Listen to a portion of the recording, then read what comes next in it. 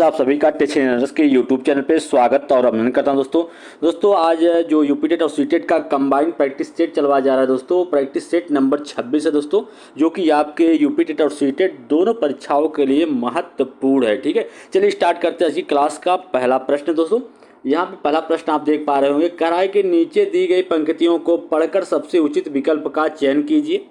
अब पूछो किसी भाग्यवादी से, यदि विधि अंक प्रबल है पद पर क्यों देती न स्वयं, वसुधा निज रतन उगल है। इनमें से कौन सा वसुधा का समानार्थी शब्द है। वसुधा दोस्तों यहाँ पे दिया गया है, वसुधा निज रतन उगल रही है, मतलब वसुधा से निज ही लगातार रत्न की प्राप्ति हो रही है। कहने का मतलब है कि वसुधा मतलब पृथ्वी से कुछ न कुछ दोस्तों उत्पादित ही हो रहा है। तो इसमें से वसुधा का समानार्थी शब्द आपको बताना है। वसुधा मतलब वसुंधरा, महीप, वारिधि या जलधि। तो दोस्तों आपको बता दें कि वारिधि या जलधि क्या है, समुद्र के समानार्थी शब्द है, या कह सकते हैं कि समुद्र के पर्यायवाची शब्द हैं। जबकि यहाँ पे वसुधा दो लिखा गया है, वही वसुंधरा जो है वसुधा का समानार्थी शब्द है। वसुधा का मतलब होता है पृथ्वी। ठीक है, तो इस प्रश्न का राइट जवाब ऑप्शन नंबर फर्स्ट होगा। चलिए अगले प्रश्न पे चलते हैं दोस्तों। प्रश्न संख्या 2 है। यहाँ भी एक निर्देश दे रखा है कि सबसे सही विकल्प चुनिए। बच्चों की मौखिक भाषा का सतत आकलन करने का सबसे बेहतर तरीका क्या होता है। प्रश्न के उत्तर पूछना, विभिन्न संदर्भों में बातचीत करना, सुने हुए को दोहराने के लिए कहना, शब्द पढ़वाना।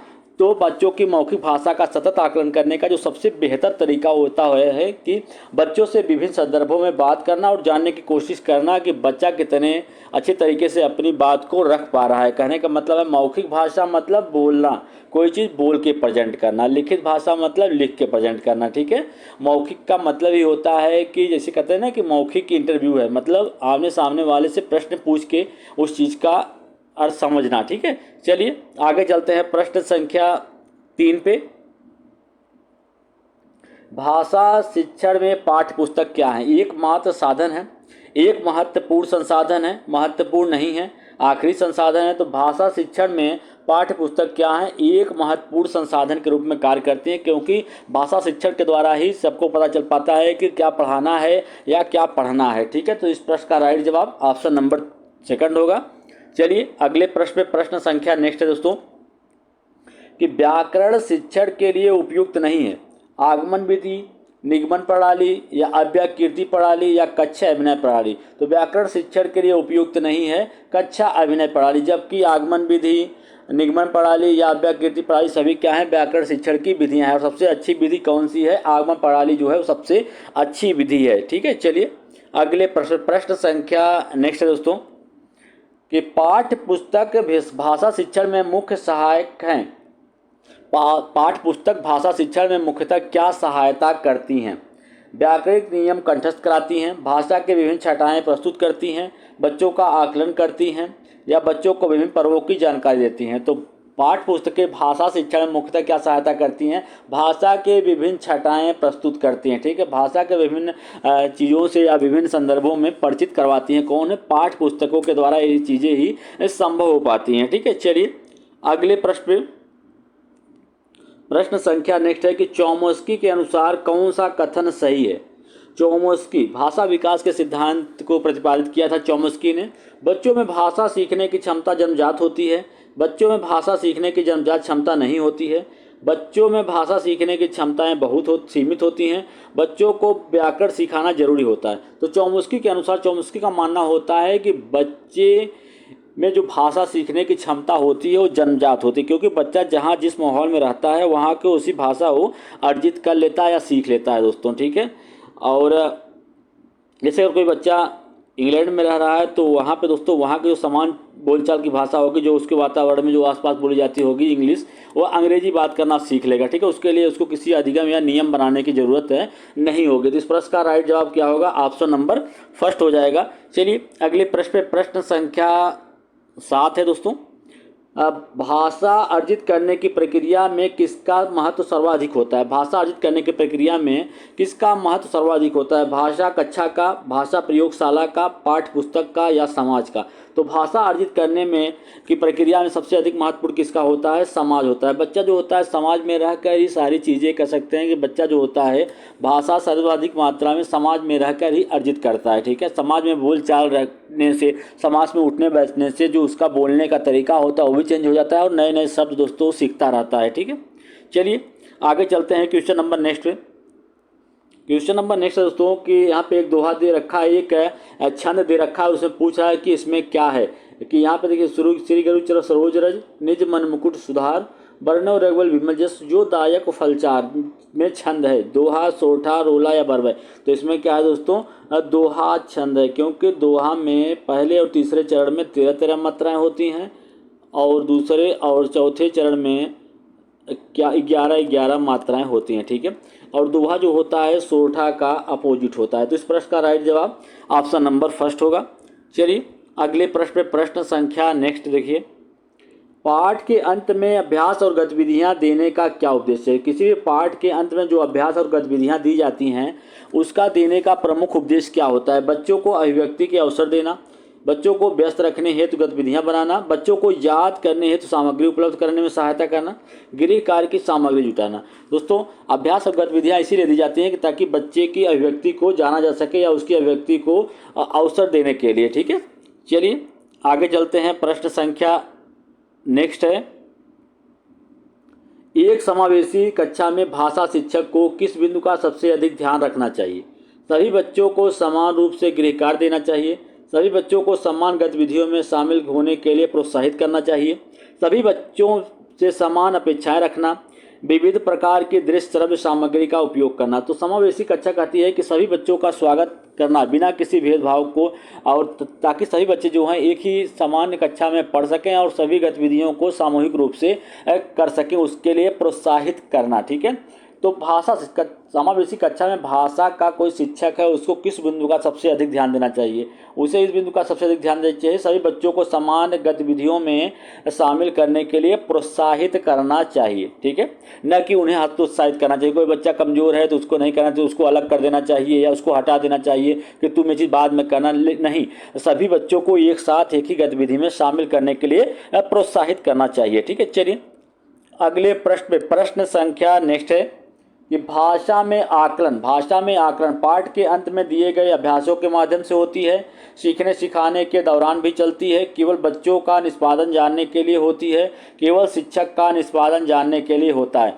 तो भाषा में आकलन जो होता है वो सीखने सिखाने की प्रक्रिया के दौरान चलता रहता है।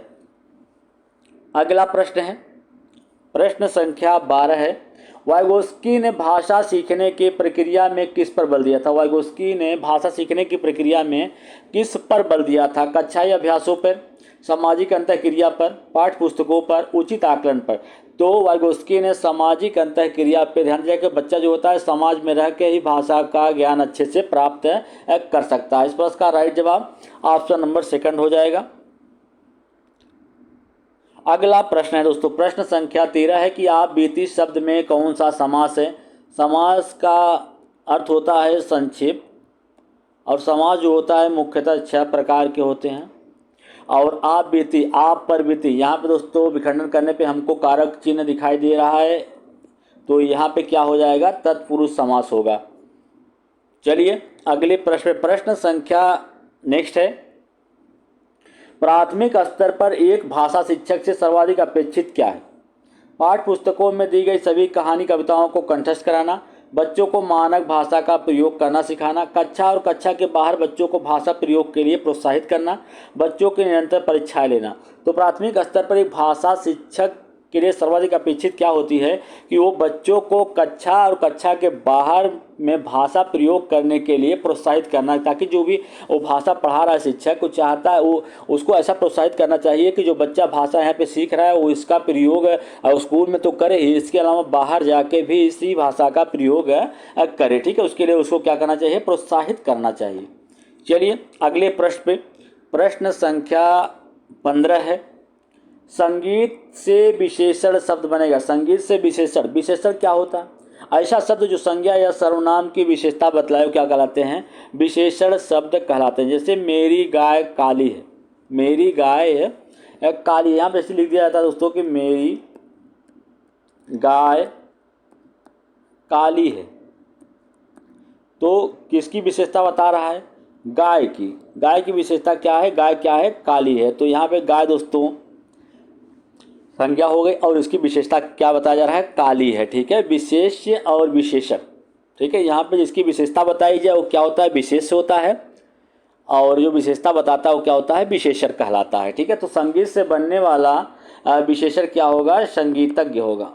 संगीतज्ञ इसका विशेषण होगा। तो इस प्रश्न का राइट जवाब ऑप्शन नंबर सेकंड हो जाएगा। चलिए दोस्तों आगे चलते हैं। अगर दोस्तों अभी तक आपने मेरे चैनल को सब्सक्राइब नहीं किया है तो मेरे चैनल को दोस्तों एक बार सब्सक्राइब कर लीजिए और शेयर जरूर करिए दोस्तों। ठीक है, चलिए आगे चलते हैं। प्रश्न संख्या नेक्स्ट है। अब यहाँ पे दोस्तों आप प्रश्न संख्या नेक्स्ट देख पा रहे होंगे कि देखिए, सॉरी, यहाँ पे प्रश्न संख्या नेक्स्ट है। देखिए पूछ रहा है कि बाल विकास से प्रश्न है दोस्तों। अब यहाँ से बाल विकास से कुछ महत्वपूर्ण प्रश्न है जिनकी संख्या 30 है और 30 नंबर के दोस्तों प्रश्न आपके एग्जाम में पूछे जाते हैं। ठीक है, क्या है कि राजेश एक वाचाल पाठक है। अपनी पाठ्य पुस्तकों का अध्ययन करने के अलावा वह अक्सर पुस्तकालय जाते हैं और विभिन्न विषयों पर पुस्तकें पढ़ते हैं। दोपहर के भोजन के अंतराल में भी राजेश अपनी परियोजनाएं करता है और उसे अपने शिक्षकों या माता पिता द्वारा प्रशिक्षणों के लिए अध्ययन करने के लिए संकेत देने की आवश्यकता नहीं है और लगता है कि वह वास्तव में सीखने में आनंद आता है। वह सबसे अच्छा तथ्य केंद्रित शिक्षार्थी है, शिक्षक द्वारा प्रेरित शिक्षार्थी है, मूल्यांकन केंद्रित शिक्षार्थी है या आंतरिक रूप से। देखिए दोस्तों, यहाँ पे उस बच्चे को न तो माता पिता द्वारा कुछ कहने की ज़रूरत है उसको पढ़ने के लिए, न तो शिक्षक द्वारा ही उसको प्रेरित करने की ज़रूरत है पढ़ने के लिए। वो बच्चा जो है राजेश है वो क्या है? आंतरिक रूप से प्रेरित है, वह स्वयं से प्रेरित है पढ़ने के लिए। ठीक है, तो इसे क्या कहेंगे? आंतरिक रूप से प्रेरित है शिक्षार्थी कहा जाएगा। ठीक है, चलिए अगले प्रश्न पे प्रश्न संख्या नेक्स्ट है कि निम्नलिखित में से कौन सी सामाजिकरण की निष्क्रिय एजेंसी है? सामाजिकरण की निष्क्रिय एजेंसी कहने का मतलब है कि इसमें सामाजिकरण नहीं होता है। ठीक, हेल्थ क्लब, परिवार, इको क्लब या सार्वजनिक पुस्तकालय। दोस्तों आपको बता दें कि इको क्लब हो, चाहे परिवार हो, इको क्लब हो, हेल्थ क्लब हो, सभी से दोस्तों क्या होता है? सामाजिकरण की सक्रिय एजेंसी है। यहाँ पे दोस्तों कुछ न कुछ बच्चा सीखता ही है। ठीक है, तो एक दूसरे से इसका सामाजिकरण होता है, लेकिन सार्वजनिक पुस्तकालय जो है वो सामाजिकरण की निष्क्रिय संस्था है। ठीक है, चलिए आगे चलते हैं। प्रश्न संख्या नेक्स्ट पे, मानव विकास और वृद्धि को समझना एक शिक्षक को में सक्षम बनाता है। मानव विकास और वृद्धि को समझना एक शिक्षक को सक्षम बनाता है। शिक्षण के दौरान शिक्षार्थियों की भावनाओं पर नियंत्रण रखने में, विविध शिक्षार्थियों को पढ़ाने के बारे में स्पष्ट रहना, छात्रों को बताएं कि वह अपने जीवन को कैसे बेहतर बना सकते हैं, एक निष्पक्ष तरीके से उन्हें शिक्षण का अभ्यास करवाना। तो मानव विकास और वृद्धि की समझ एक शिक्षक को दोस्तों ये बताती है कि वो निष्पक्ष तरीके से उनके शिक्षण का अभ्यास करवाएं। ठीक है,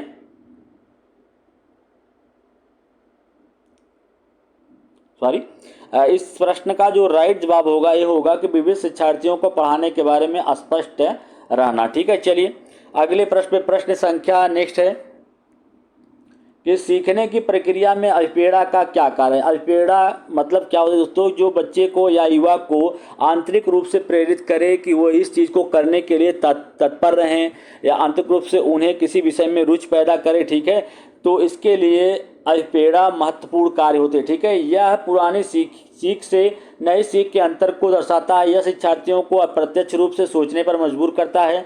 यह सीखने वाले की याददाश्त तेज करता है। यह युवा शिक्षार्थियों के बीच सीखने के लिए रुचि पैदा करता है। ठीक है, तो इस प्रश्न का राइट जवाब ऑप्शन नंबर 4 होगा।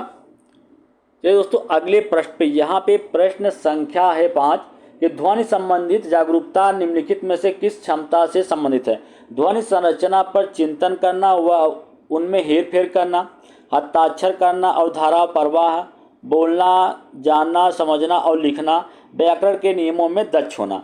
तो ध्वनि संबंधित जागरूकता निम्नलिखित में से किससे संबंधित होती है? ध्वनि संरचना पर चिंतन करना और उसमें क्या करना? फेरबदल करना। इस प्रश्न का राइट जवाब ऑप्शन नंबर फर्स्ट हो जाएगा।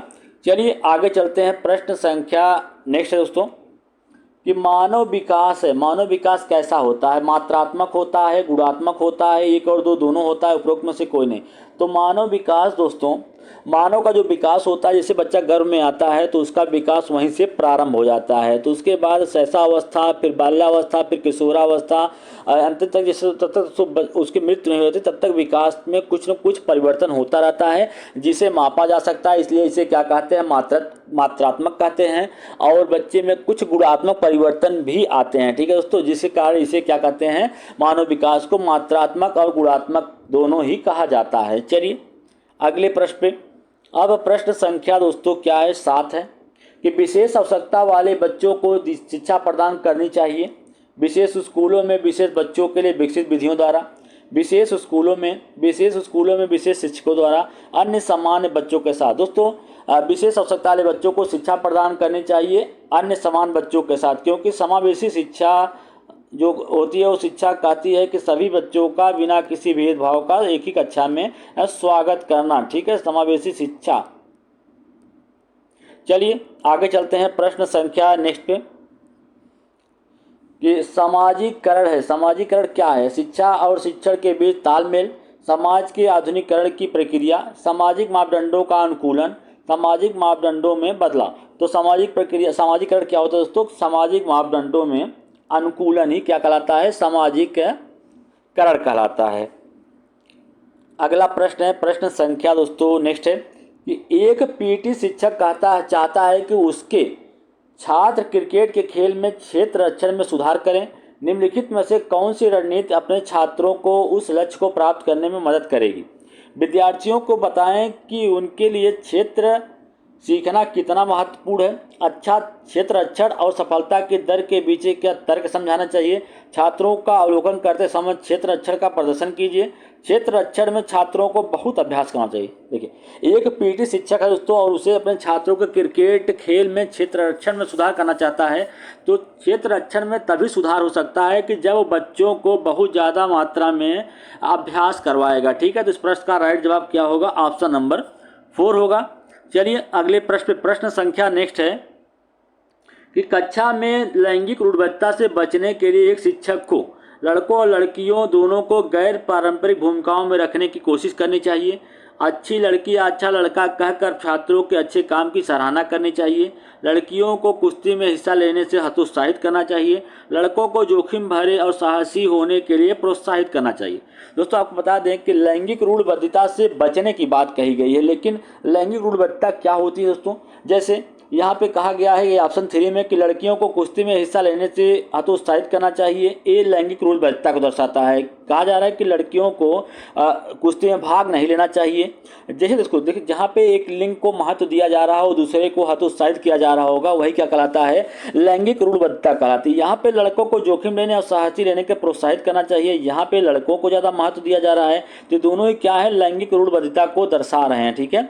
और यहाँ पे अच्छी लड़की अच्छा लड़का, किसी का भी पक्षपात नहीं करना है। शिक्षक हैं तो उनको दोनों लोगों को एक समान भाव से देखना चाहिए, चाहे वो लड़की हो चाहे लड़का हो। तो यहाँ ऑप्शन नंबर फर्स्ट जो है, लड़कों लड़कियों को दोनों को गैर पारंपरिक भूमिकाओं में रखने की कोशिश करनी, ठीक है। चलिए अगले प्रश्न, प्रश्न संख्या है 11, विकास कभी न समाप्त होने वाली प्रक्रिया है। यह विचार निम्नलिखित में से किससे संबंधित है। विकास कभी न समाप्त होने वाली प्रक्रिया, कहने का मतलब है कि विकास जो है निरंतर गति से आगे बढ़ता रहता है। पहले विकास आपका गर्भावस्था, फिर शैशव, फिर बाल्यावस्था, फिर किशोरावस्था, इसी तरीके से आपका जो विकास है वो अब बढ़ता रहता है, ठीक है। तो इसे क्या कहते हैं, निरंतरता का सिद्धांत कहा जाता है।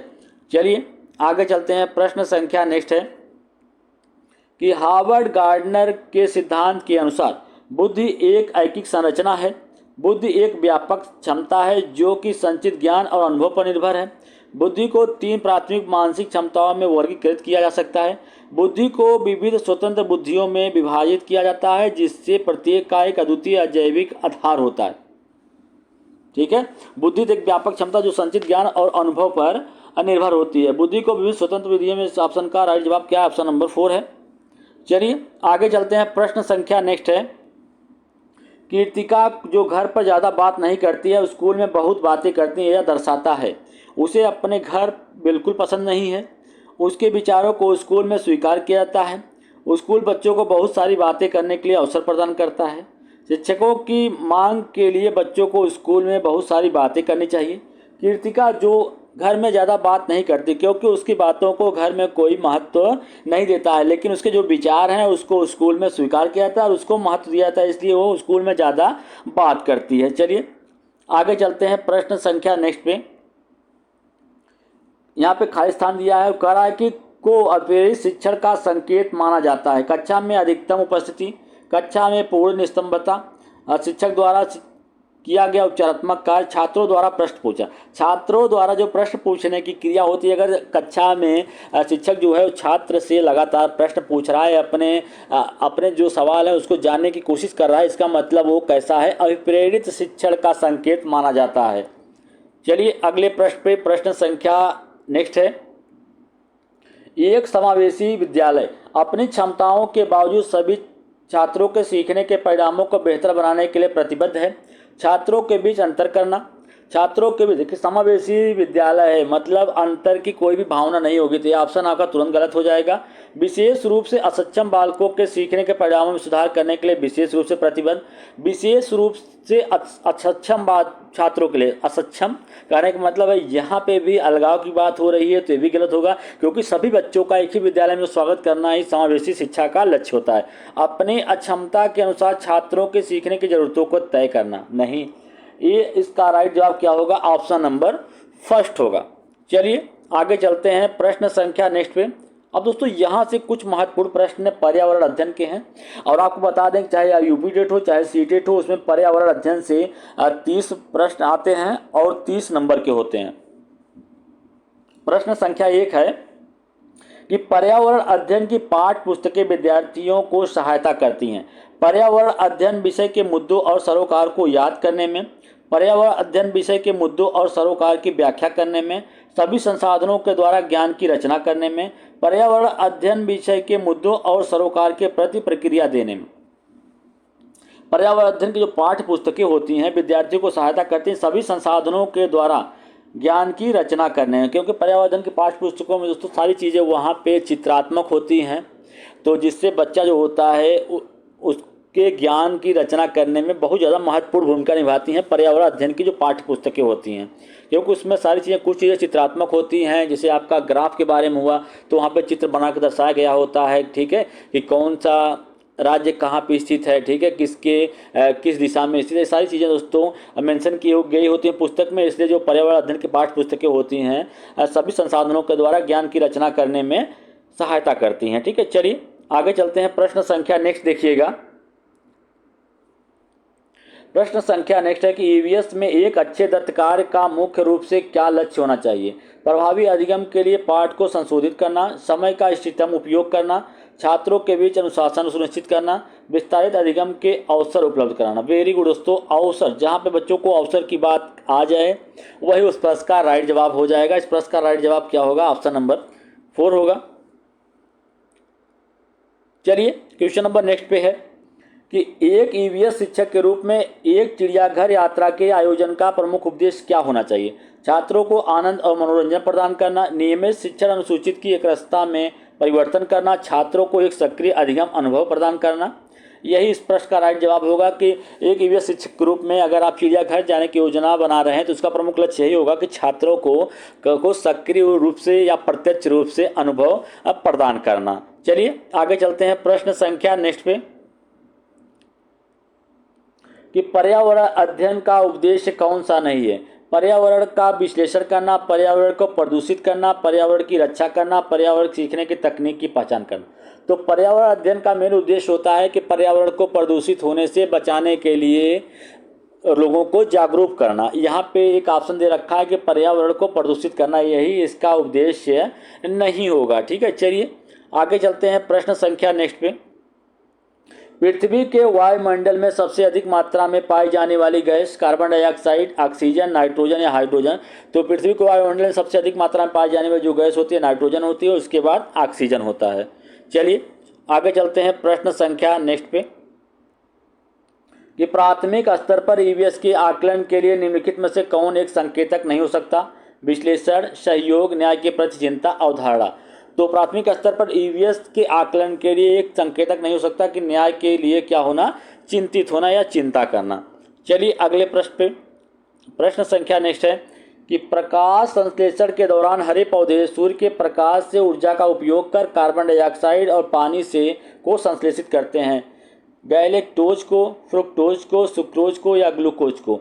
तो प्रकाश संश्लेषण की वो क्रिया होती है जिसके द्वारा हरे पौधे क्या होते हैं, अपने भोजन का निर्माण करते हैं। किसकी उपस्थिति में, क्लोरोफिल, प्रकाश, सूर्य का प्रकाश और इसके अलावा कार्बन डाइऑक्साइड की उपस्थिति में अपने भोजन का क्या करते हैं, निर्माण करते हैं। और पानी से क्या संश्लेषित करते हैं, ग्लूकोज को संश्लेषित करते हैं। ठीक है, चलिए अगले प्रश्न, प्रश्न संख्या नेक्स्ट है कि माउंट एवरेस्ट किसका हिस्सा है। माउंट एवरेस्ट किसका एक हिस्सा है, भारत का, तिब्बत का, नेपाल का, म्यांमार का। तो माउंट एवरेस्ट एक हिस्सा किसका है, नेपाल का एक हिस्सा है। और माउंट एवरेस्ट की जो ऊंचाई दोस्तों समुद्र तल से वो क्या है, 8,848 मीटर है। और सर्वप्रथम माउंट एवरेस्ट पर फतेह करने वाली भारतीय महिला कौन सी थी, बछेंद्री पाल थी। कौन थी, बछेंद्री पाल। ठीक है। और माउंट एवरेस्ट को दोस्तों नेपाल में सागर माथा के नाम से भी जाना जाता है। चलिए अगले प्रश्न पे, प्रश्न संख्या यहाँ पे नेक्स्ट है कि राज्य के मानचित्र के एक कोण पर पैमाना इतना मीटर वर्णित है, यदि मानचित्र पर किन्हीं दो शहरों के मध्य मापी गई दूरी इतना है तो दोनों शहरों के मध्य की वास्तविक दूरी ज्ञात करना है। तो यहाँ दोस्तों आपको बता दें कि 1 सेंटीमीटर, यहाँ पे 1 सेंटीमीटर बराबर कितना दिया गया है, 110 मीटर दे रखा है। और यहाँ पे किन्हीं दो शहरों के मध्य की दूरी कितना है, 90.7 सेंटीमीटर। अब सेंटीमीटर को मीटर में कन्वर्ट करने के लिए 110 से यहाँ पे मल्टीप्लाई कर देंगे तो दो शहरों के मध्य की जो दूरी है वो क्या आ जाएगी, आपको बता दें कि वो दूरी आ जाएगी 1067 मीटर आ जाएगी। ठीक है, लेकिन मीटर में आंसर नहीं पूछा है, किलोमीटर में पूछा है। तो यहाँ पे दोस्तों 1000 से भाग दे देंगे तो 1.067 किलोमीटर इसका राइट आंसर हो जाएगा। तो इस प्रश्न का राइट जवाब क्या है, ऑप्शन नंबर 4 होगा। चलिए अगले प्रश्न पे, प्रश्न संख्या नेक्स्ट है कि उस वैज्ञानिक का नाम बताइए जिसने पहली बार मच्छर के पेट में देखा और वह साबित किया कि मच्छर मलेरिया फैलाते हैं, और उन्हें उनके शोध के लिए दिसंबर 1902 में चिकित्सा के क्षेत्र में नोबेल पुरस्कार से सम्मानित किया गया था। तो उस वैज्ञानिक का क्या नाम, Charles Darwin, Gregor Mendel, John मिटल या रोनाल्ड रॉस ने। इसके लिए रोनाल्ड रॉस थे दोस्तों, जिन्होंने मच्छर के पेट में देखा और साबित किया कि मलेरिया जो होती है मच्छर के काटने से फैलने वाली रोग होती है। और मलेरिया फैलाने वाले जो मच्छर होते हैं कौन से होते हैं, मादा एनोफिलीज मच्छर होते हैं। प्लाज्मोमोडियम जो होता है दोस्तों, यही रक्त में मिल जाने के कारण पता चलता है कि व्यक्ति को क्या है, मलेरिया रोग हुआ है। और मलेरिया रोग का जो उपचार होता है दोस्तों क्या होता है, शिकोना पेड़ की जो छाल होती है उससे किया जाता है। मलेरिया रोग में रोगी को कपकपी, तेज बुखार होता है, कपकपी के साथ तेज बुखार उसको होता है। ठीक है, चलिए अगले प्रश्न पे, प्रश्न संख्या नेक्स्ट देखिएगा। प्रश्न संख्या नेक्स्ट है कि रजत ने अपने दोस्त से कहा कि मैं नहीं खेल सकता क्योंकि मैं बुखार से पीड़ित हूँ, मैं कपकपी बुखार से इधर से गुजर रहा हूँ और अंत में पसीना आता है। मेरे रक्त परीक्षण के बाद डॉक्टर ने मुझे एक कड़वी दवा दी है। रजत पीड़ित हो सकता है आंत ज्वर से, दस्त से, हैजा, मलेरिया से। किससे है, मलेरिया से, जिसका उपचार किसे किया जाता है, शिकोना पेड़ की छाल से इसका उपचार किया जाता है। ठीक है, और इसकी खोज किसने किया था, मलेरिया, रोनाल्ड रॉस ने इसकी खोज किया था और इसके लिए उन्हें नोबेल चिकित्सा के क्षेत्र में नोबेल पुरस्कार से भी सम्मानित किया गया था। चलिए अगले प्रश्न पे, प्रश्न संख्या नेक्स्ट है दोस्तों कि जो जानवर रात में जागते हैं वे वस्तुओं को किस रूप में देखते हैं, सभी रंगों में, केवल काले सफ़ेद में, केवल हरे रंग में, केवल लाल रंग में। तो जो जानवर रातचर होते हैं, रात में जागते हैं, उन्हें हर चीज़ें कैसी दिखाई देती हैं, केवल काला और सफ़ेद में दिखाई देती हैं। चलिए अगले प्रश्न, प्रश्न संख्या नेक्स्ट है कि खाद्य श्रृंखला में शाकाहारी कौन होता है। शाकाहारी क्या होता है दोस्तों, प्राथमिक उपभोक्ता जो होते हैं, प्राथमिक उपभोक्ता जो होते हैं वो क्या होते हैं, शाकाहारी के अंतर्गत आते हैं प्राथमिक उपभोक्ता। तो इस प्रश्न का राइट जवाब क्या हो जाएगा, ऑप्शन नंबर फर्स्ट होगा। और प्राथमिक उत्पादक क्या होते हैं, सभी हरे पेड़ पौधे जो होते हैं, सभी हरे पेड़ पौधे क्या होते हैं, प्राथमिक उत्पादक होते हैं। और द्वितीयक उपभोक्ता क्या होता है, मांसाहारी जो होते हैं, मांसाहारी द्वितीयक उपभोक्ता होते हैं। जो अपघट्ट क्या होता है? जीवाणु तथा कवक जो सड़े गले या मरे पदार्थों से ऊर्जा प्रदान करते हैं, प्राप्त करते हैं, वो क्या कहलाते हैं? जीव अपघट्ट कहलाते हैं। चलिए अगले प्रश्न पे चलते हैं। प्रश्न संख्या नेक्स्ट है। प्रश्न संख्या नेक्स्ट है कि पक्षी अपनी गर्दन को बहुत बार हिलाते हैं क्योंकि वो उड़ सकते हैं। पक्षियों की आंखें स्थिर हैं। पक्षियों की आंखें छोटी होती हैं। उनके कान पंखों से ढके होते हैं। तो पक्षी अपनी गर्दन को बहुत बार हिलाते हैं। इसका कारण ये होता है कि पक्षियों की जो आंखें होती हैं वो घूम नहीं सकती, या उसकी जो आंखें होती हैं वो पुतली होती है, वो स्थिर होती है। इस कारण चीज़ों को देखने के लिए वो अपनी गर्दन को क्या करते हैं? इधर उधर करते हैं या हिलाते रहते हैं। इस प्रश्न का राइट जवाब क्या है? ऑप्शन नंबर सेकंड है। चलिए अगले प्रश्न पे प्रश्न संख्या नेक्स्ट है दोस्तों कि ग्रीन मफलर क्या है? ग्रीन मफलर किससे संबंधित है? ग्रीन मफलर जो है एक तरीका होता है ध्वनि प्रदूषण से बचने या ध्वनि प्रदूषण को कम करने के लिए। जहाँ पे घनी आबादी का क्षेत्र या आबादी वाला क्षेत्र होता है वहाँ पे सड़क के किनारे जो कतार में या लाइन में दोस्तों पेड़ पौधे लगाए जाते हैं, वो क्या करते हैं? ध्वनि को अवशोषित करते हैं, जिससे वहाँ पे ध्वनि प्रदूषण कम होता है। तो इस प्रश्न का राइट जवाब ऑप्शन नंबर थर्ड होता है। ध्वनि प्रदूषण नापने की जो इकाई होती है क्या होती है दोस्तों? डेसीबल होती है। डेसीबल ध्वनि प्रदूषण मापने की जो इकाई होती है डेसीबल में मापा जाता है। ठीक है।